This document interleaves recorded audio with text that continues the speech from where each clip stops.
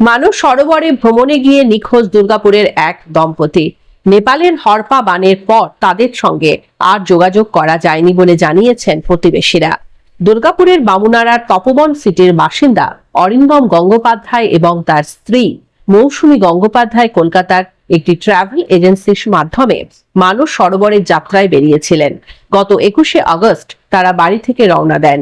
মঙ্গলবার কাঠমান্ডু থেকে তিব্বত সীমান্তে ছোট্ট শহর শিয়াবুরুবেসিতে পৌঁছান তারা।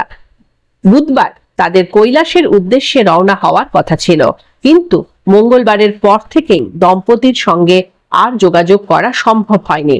বুধবার সন্ধ্যায় কাকসা থানার পুলিশ তপবন সিটিতে খোঁজ খবর নেন।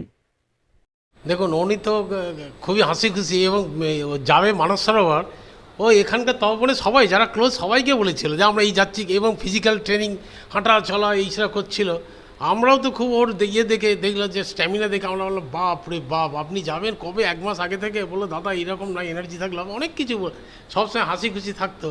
এখন ও গেল, আমি সোমবারে ফোন করেছিলাম কিন্তু ফোনটা বেজে গেলো, যাই হোক তখন বর্ডারে কোথাও ছিল হয়তো। তারপর আর যোগাযোগ করতে, সেদিন সেন্সাসের লোক এসেছিলো সেই জন্য আরও করেছিলাম যাতে উনি ওর আপডেটটা দিয়ে দিতে পারে ফোনেই। তারপর তো আজকে শুনে আমি তো একদম পুরো মর্মাহত।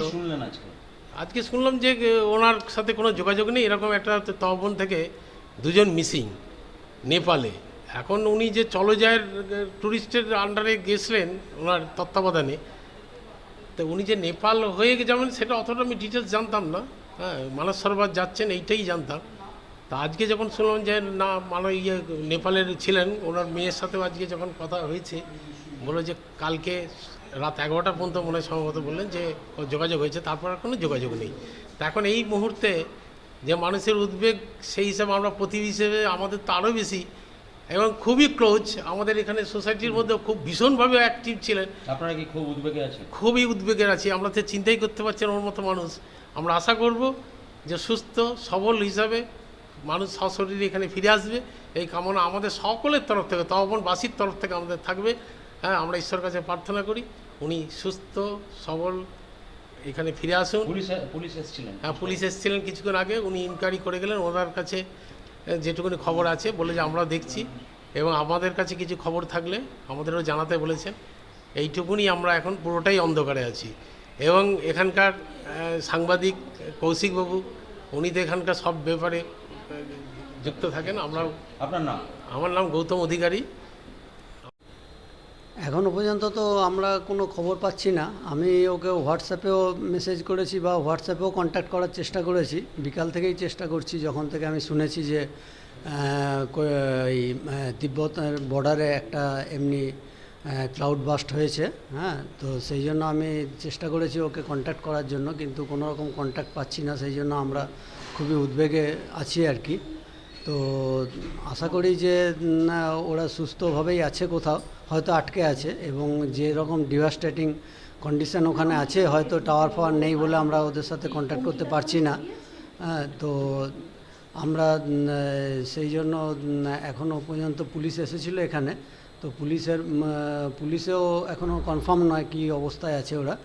তো ওরা ট্যুর ট্রাভেল এজেন্সির সাথে? হ্যাঁ, ওরা চলো যায়ের সাথে গিয়েছিল, এখান থেকে চলো যায়ের সাথে গিয়েছিল। আরও দুর্গাপুরের মনে হয় 5-6 জন ছিলেন। হ্যাঁ, ওরা যা বলছিল আর কি। তো সবাই মিলে গিয়েছিল, ওদের 36 হেডের মতো গ্রুপ ছিল আর কি। তো তারপর তো আর 36 জন কি দুর্গাপুর থেকে গিয়েছিলেন? না না, 6 জন ছিলেন দুর্গাপুরের, আর বাকি কলকাতার ছিল। হ্যাঁ, যা ওর কাছে আমি শুনেছিলাম আর কি।